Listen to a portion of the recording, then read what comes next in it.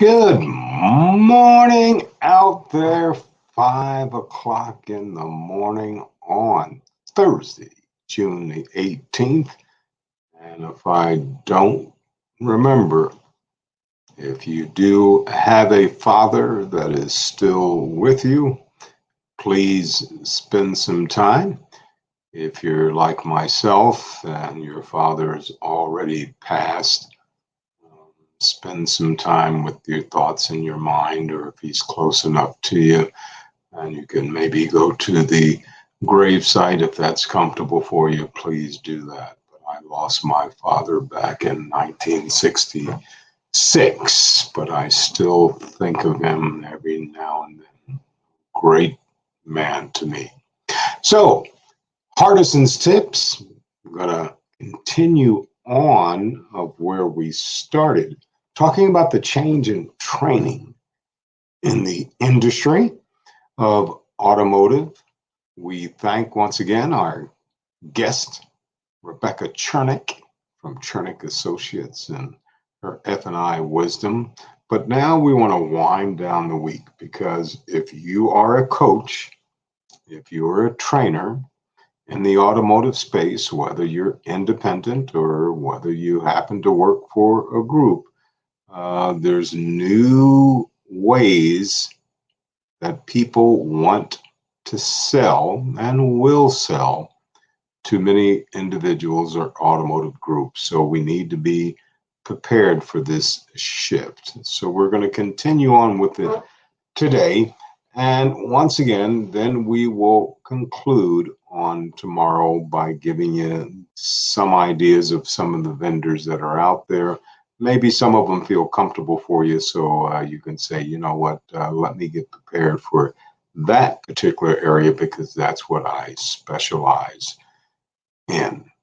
Now, we will spend some time, like I said, for major account, key account, getting around gatekeepers, getting around security at a building if we're trying to get to a floor and we need to speak to a decision maker or a procurement officer.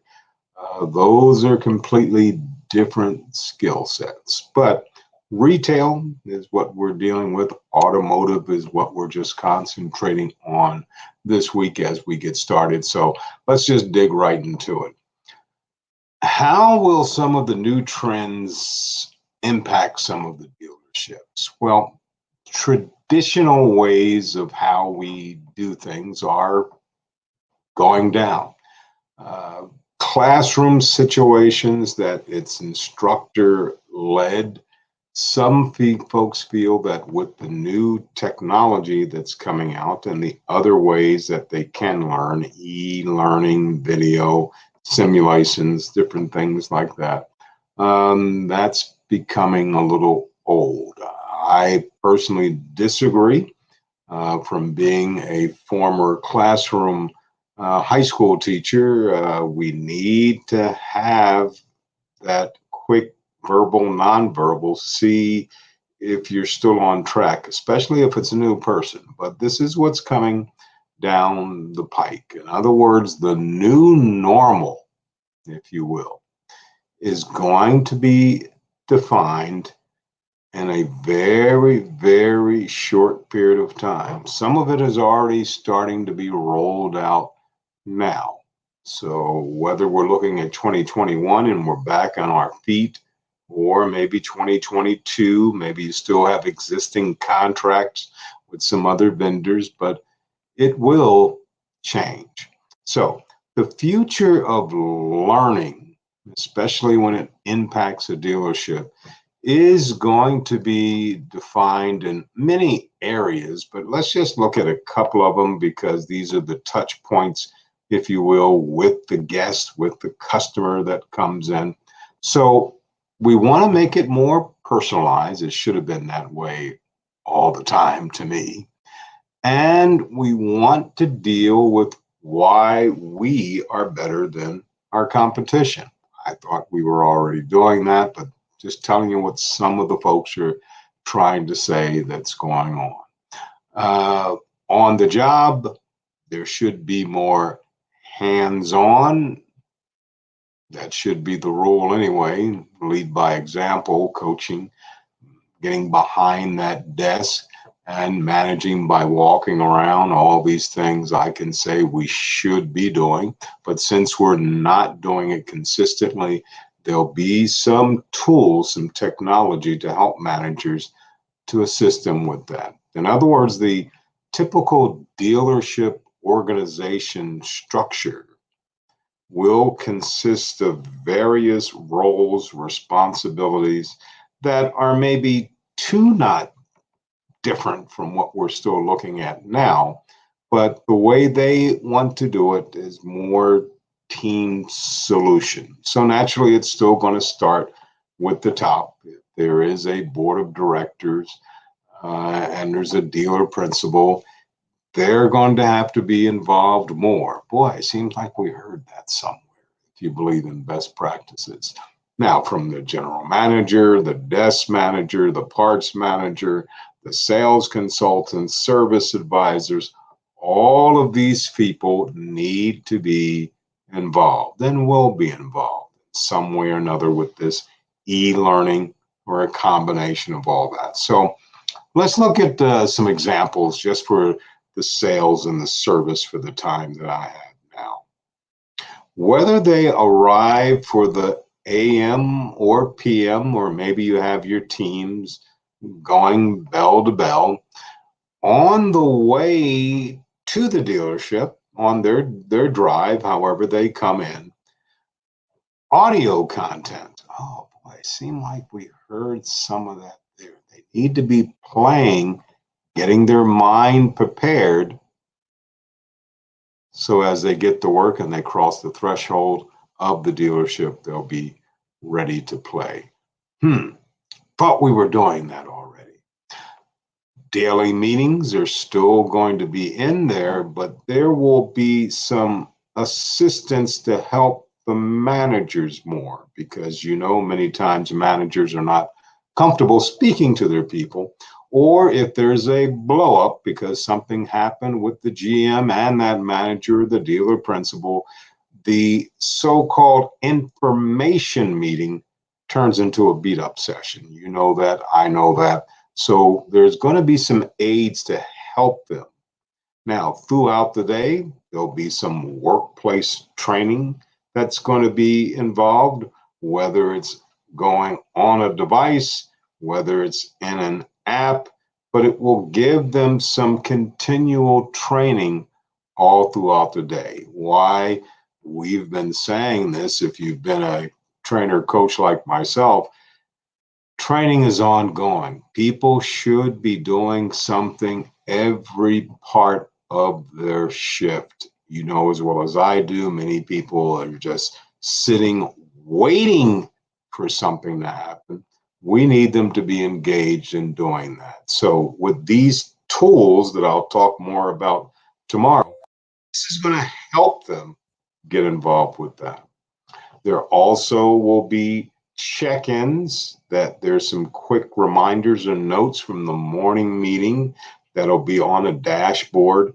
And then ultimately, when they close the day on the way home or a homework assignment, there may be a live webinar, there may be something that they didn't do during the day that will be part of what they need to be doing for tomorrow. So some of these companies are really pushing for this, and it's going to be some big dollars.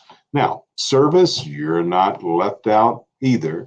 Think about that same time frame that I use for the salespeople coming to work, learning. Once you cross the threshold, some type of meeting, some type of certification training throughout the day for the service advisors. When they're not doing their business, there'll be some type of virtual courses that will keep them, once again, going back to this online continuous learning throughout of the day through a combination of touch points, videos, workshops. All of this is going to be there. But Brandon, don't we do this already? We should. And for my brothers and sisters that are out there who are in this space independently for automotive dealerships, I know that you're preaching the same thing. It starts from the top. We can manage by walking around. We should be doing one-on-ones with our people. I don't care what part of the house, front or back, because we work as a team. But the key thing that they're going to be selling is call to action. If you do all of this, Mr. Dealer Principal, Mr. General Manager, if you do these things, this call to action for you to make sure that they're doing it, there's going to be follow-up points that you need to be filling out. Now, whether it's bringing somebody on board, whether it's at the store orientation, however you work it, you know as well as I do, there's many people, dealer principals, general managers, they don't even know some of the employees that were hired. Maybe they don't have a functional HR department that's separate. It's somebody else's responsibility. But I still believe before we onboard anybody for any position, that leader, that dealer principal, that general manager, that file should be in front of them. Maybe you only have a few minutes, but still spend time with that person. They're in your house. Hold that hiring manager, hold that sales manager, service manager, whatever it may be, accountable for their success.